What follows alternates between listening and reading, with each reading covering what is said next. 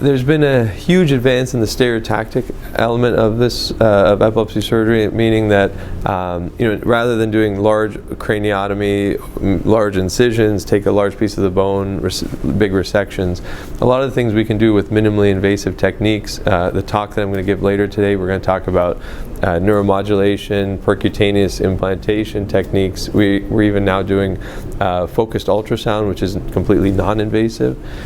So those are some of the newer techniques that I see coming down the pipe. I still see that, I think that there will always be a role for open surgery, and so I think that's also very important, and that's something we do a lot of, open surgery as well. But with that being said, the outcomes for some of these newer techniques are starting to get to the point where we're kind of transitioning over to these minimally invasive ones. The thing that we use a lot of is the RNS, the responsive neurostimulation device.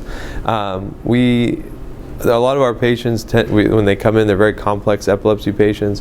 They may have an area that we can resect, but then there's another area that's non-resectable, so we use RNS there. Sometimes they have bilateral or multifocal epilepsy. Those patients will get RNS.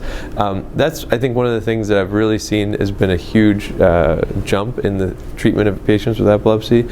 Before that, if you had epilepsy coming from a eloquent cortex, there's really not much you were able to do for those patients. So this has really been, I think, the biggest thing.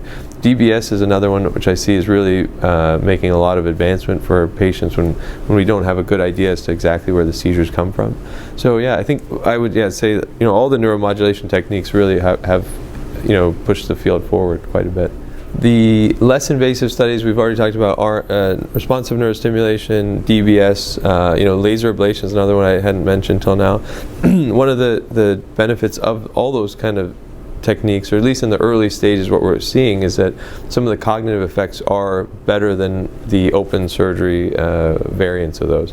So, there's some literature that shows that laser ablation for MTS has better neurocognitive outcomes compared to open surgery.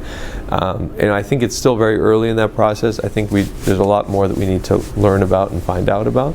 But I think that it makes sense that these lesser invasive techniques, would provide a benefit in terms of those specific things.